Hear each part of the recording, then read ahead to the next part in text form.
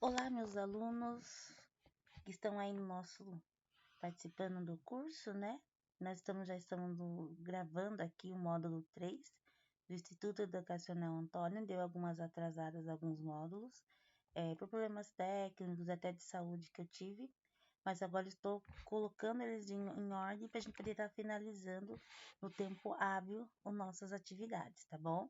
Então, já expliquei módulo 1, módulo 2, que já foi passado para vocês, está gravado lá no YouTube, no canal Denise Maria Antônio, que é da Escola Instituto Educacional Antônio, onde vocês podem estar assistindo várias vezes, lendo as recomendações da bibliografia, tá bom? E hoje a gente vai estar iniciando, então, o nosso módulo, tá? Que nada mais é sobre racismo e educação antirracista, né? Então, é um tema que a gente tem que estar discutindo nos ambientes escolares. Não podemos fingir que isso não existe, porque a gente ouve e às vezes até presencia ações ou frases racistas dentro do ambiente escolar, aonde a escola é o berço de formar cidadãos de bens, críticos, né? Que não tenham essa questão de ideologia de que eu sou melhor que o outro, mas é onde às vezes começa a gente ver e fica quieto, tá? Fica quieto no sentido de não quero atrapalhar, não quero expor, é coisa da minha cabeça, e não é. Então, dados mostram quanto crianças negras, ou melhor, crianças pretas sofrem o racismo dentro das escolas, dentro das universidades. Antes era um racismo, então, velado, onde a gente sentia muitas vezes, a gente somos de uma geração que sentia e via, né, várias coisas acontecer e ficávamos quietos. Depois, com o tempo, a gente começou a falar. Nossos jovens de hoje já têm uma mentalidade muito mais aberta. Então, quando já sentem que é racismo que estão fazendo com eles denunciam, vão atrás. Mas a gente é uma pena que esse racismo, essa estrutura racial ainda persiste no ambiente escolar. Então, aí, nossa cultura, eu adoro essa foto capoeira, sou apaixonada por capoeira, não pratico capoeira, tá? Mas eu sou apaixonada, entendeu? Então, por isso que eu sempre coloco essa foto aí como reverência, como a simbologia, uma das simbologias fortes da cultura afro-brasileira no nosso país. Então, vamos lá. Conceito e manifestações do racismo estrutural. O que significa, então, o racismo estrutural? Então, o racismo estrutural é a forma de racismo que está enraizada e naturalizada nas estruturas sociais, políticas, econômicas e culturais de uma sociedade. Não se trata apenas de atitudes individuais de preconceito, mas de um sistema histórico e institucional que produz e reproduz desigualdades raciais. Ele é resultado de um processo histórico, especialmente ligado à escravidão e ao colonialismo, que deixou marcas profundas nas oportunidades, no acesso a direitos e na forma como grupos raciais são representados e tratados. Ou seja, esse racismo estrutural, para a gente entender de forma clara, ela é herança cultural do nosso país, desde lá do início da escravidão, no processo de formação do nosso país, a questão do colonialismo, que infelizmente o colonialismo ainda persiste no pensamento da nossa sociedade, principalmente das classes dominantes. Então, esse processo de preconceito, de que tudo pro preto é ruim, tudo é questão de ter trabalhos subalternos, né, de que a mulher negra não é bonita, tudo vem baseado de muito tempo que ainda se enraizou, ou seja, ainda está enraizado na nossa sociedade. Daí a gente ainda sente esses preconceitos nos olhares, nas falas, e às vezes de uma forma meio sutil, mas ela existe. E é bonito o seu cabelo, mas, né, se você aquele mas, tipo, se você prendesse, se você alisasse, se você tivesse uma escova, né, parece que não, apesar do crespo estar assim em alta, né, eu sou preta, então vou andar com meu cabelo preto, ele é bonito na nossa frente, mas visualmente ainda por detrás, se você aparece com o cabelo preso ou ainda com o cabelo, fiz uma escova, ou precisei fazer alguma coisa no meu cabelo diferente, que eu perco a minha naturalidade de mulher preta, você é bem vista pela sociedade. Tá vendo como esse racismo ainda, ele tá muito presente? tá? Então ele está muito presente em todos os âmbitos sociais, econômicos do nosso e políticos também, né? No nosso, tá? O racismo estrutural, ela é bem sutil, muitas vezes ela, né? Como eu já falei para vocês, mas ela pode ocorrer de determinadas áreas, na educação, tá? Então, quando a gente pega a população negra no nosso país que tem acesso à universidade, mesmo com as políticas públicas, as ações afirmativas, nós tivemos um progresso nos últimos 15, 20 anos, mas ainda não conseguimos atingir a grande maioria da população preta que está na periferia, tá?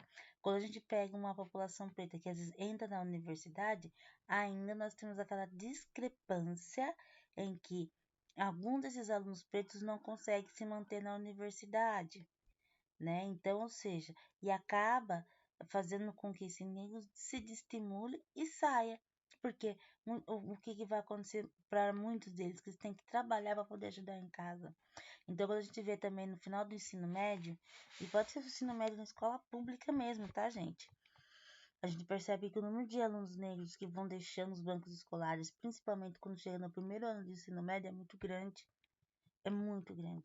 Isso é entre os meninos e meninas também, tá? Somente as meninas pretas que, na questão da saúde, que eu vou falar aí abaixo, mas que engravidam cedo, precisam sair para trabalhar, não tem com quem deixar a criança, então não volta para a escola. Então a educação também é um dos pilares desse racismo estrutural. Mercado de trabalho, né? A questão da desigualdade salarial, né? A questão de pouquíssimos negros ainda ocuparem cargos de liderança, né? E muita presença de mulheres negras em empregos precarizados ou numa produção ou em setores de faxina ainda, né? O setor de limpeza, como a gente pode estar falando, ou seja, em empregos que não deixam com que a mulher negra também possa adquirir outros cargos. Não que não sejam trabalhos dignos, mas isso foi imposto desde o processo de colonização em Brasil Império, né, República, que vem puxando, que ainda faz com que a mulher negra ainda ocupa empregos precarizados em serviços do quais, né, serviços sociais, não, desculpa, gente, serviços domésticos, que muitas vezes são as mulheres negras que fazem na casa de famílias brancas. Ou seja, esse ciclo ele é repetitivo, esse ciclo ele se repete, né? Temos sim meninas, muitas meninas que entram na faculdade, né, nesses últimos 20 anos estão concluindo, mas ainda esse ciclo de mulheres ainda ocupando um cargo de serviços domésticos, né? Ainda persiste, tá? Justiça para a maior população encarcerada do nosso Brasil é a população negra. É a população negra que é mais é, assediada pela polícia, tá? Então é ela que faz a visita, que o policial para na rua, que para trabalhador, né? Quantos casos que a gente vê aí de jovens negros saindo do trabalho ou indo em algum lugar e são mortos pela polícia porque confundindo com bandido, reconhecimento, né, pega a foto de um negro e compara com outro achando que é ele, ou seja, a justiça também ela é discriminatória. A questão da saúde, como falei, qualidade de atendimento, vulnerabilidade, doenças, tá? Acesso de uma sociedade de uma qualidade de saúde boa também reflete a população negra. Representação midiática, tá? E cultural. Por mais que nós temos um avanço muito grande nas questões da mídia, a população negra está sendo mais vistas e ainda tem também em fotos, em jornais, em televisões, a gente ainda percebe o quanto ainda essa representação precisa ser melhorada. E as políticas públicas, né, que precisam também tentar corrigir essas desigualdades raciais e que precisam de ações mais eficientes, tá bom? Práticas pedagógicas para desconstruir estereótipos racistas. Como que eu posso usar essas práticas pedagógicas dentro da escola? Né? Eu falo na escola, mas pode ser em qualquer lugar no qual tem pessoas. Pode ser no centro comunitário, no meu condomínio, aonde eu estiver ali discutindo questões raciais, eu posso desconstruir os estereótipos racistas que ainda persistem, tá? Então, é promover cultura, valorização, rodas de conversa, valorizar os conteúdos que falam da sensação de criação, de formação, ética, crítica de todos os estudantes, o respeito com o outro, o respeito em respeitar o físico, o pensamento, o estilo daquele indivíduo. Então, essas práticas pedagógicas, elas servem para isso, combater o preconceito e o racismo entre a população negra ou preta, como a gente está acostumado agora a dizer isso, tá? E é importante que essas sessões pedagógicas sejam introduzidas na escola e que seja trabalhado em conjunto. Então, quando fala práticas pedagógicas, quando fala em estudar o povo preto, não é só nas aulas de história, não é só nas aulas de geografia, é em todas as áreas. É na língua portuguesa, é na matemática, é na ciência, é na educação física, é na biologia, é no inglês. Todas podem combater o racismo. Todas são práticas pedagógicas, de alguma forma, ou de algum estilo musical, ou de uma arte, ou mostrar que na matemática, onde alguns pontos aí que surgiram na África, tem que ser trabalhado dentro das escolas, tá bom? Princípios, né? Então, um princípio de uma educação são a educação antirracista, né? Que tem que estar incluído no currículo escolar obrigatório, história, cultura e contribuição dos povos africanos e afro-brasileiros, representatividade, garantir que materiais didáticos, imagens, autores e referentes incluem pessoas negras de forma positiva e diversa, e na formação de professores, que é capacitar educadores para reconhecer, prevenir e intervir diante de situações racistas. Então, ou seja, para uma educação antirracista funcionar, eu preciso desses 3 pilares aí. Inserir o currículo, tá? Verificar se o material está de acordo, se não tem nada fora do contexto, se não tem nada coisa de racismo contra a população negra e principalmente formar professores. Eu não consigo falar de uma educação antirracista se eu não formar professores.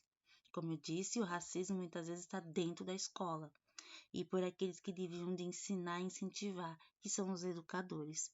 Quando eu falo de educadores, é professor dentro da sala de aula, é um coordenador, é um diretor, é uma merendeira, seja, todo mundo que está dentro da escola é educador de alguma forma. Então, se eu não formar essas pessoas que trabalham dentro da escola, como que eu vou trabalhar o antirracismo com os jovens? Questão bem pensativa, né? E aí a gente pode fazer diversas práticas pedagógicas para isso. Trabalho com literatura e artes afro-brasileiras, debates e rodas de conversa, projetos interdisciplinares, como eu falei para vocês, né? Revisão de materiais didáticos, substituir imagens e textos que reforçam estereótipos por representações positivas.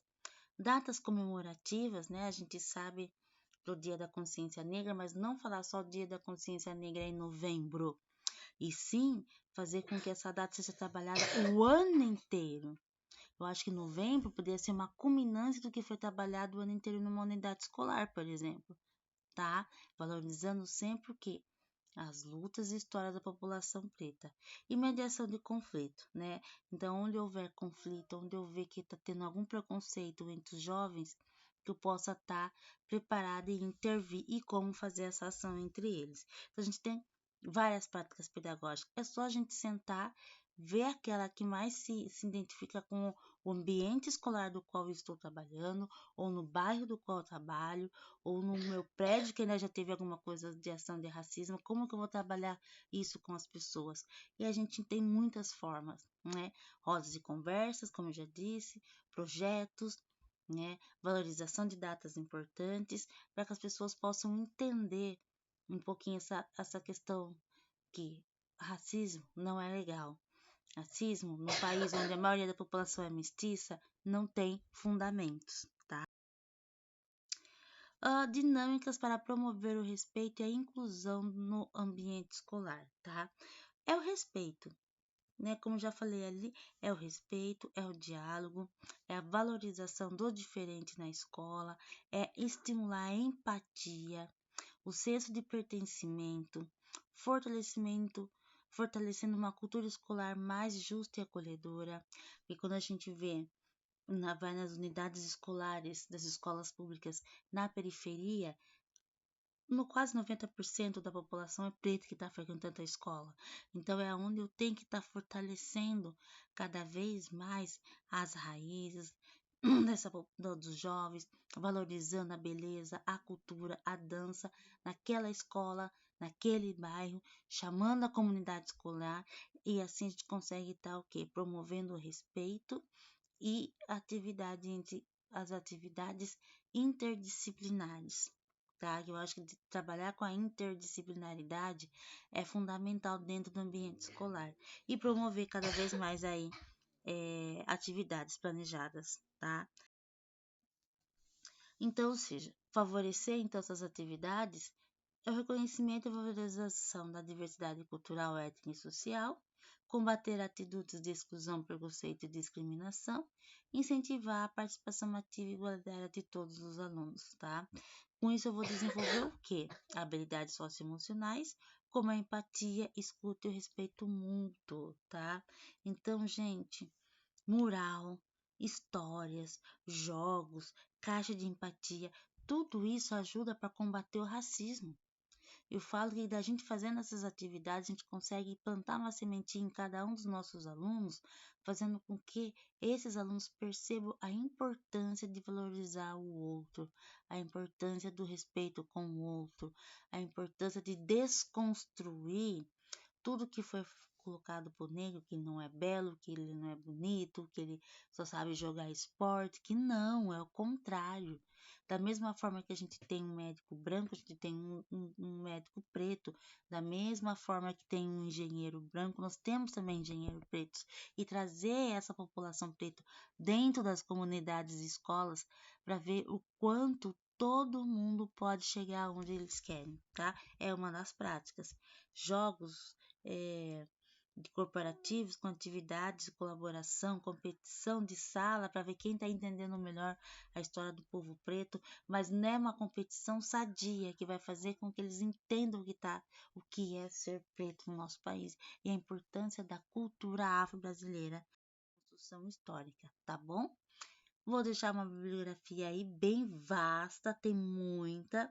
Principalmente eu tenho que saber da Lei 10.639 de 2023, né? Que é a obrigatoriedade do ensino de história no nosso país. E eu tenho aí, ó, um monte de bibliografia para vocês escolherem aí, se divertir e ler, tá? Eu falo que quanto mais eu leio, mais conhecimento eu tenho, mais eu posso estar transmitindo, tá bom? Então, assim, um deles que eu gosto muito, que que é o da Eliane Cavalheiro, do silêncio do lar ao silêncio escolar, racismo, preconceito e discriminação na educação infantil.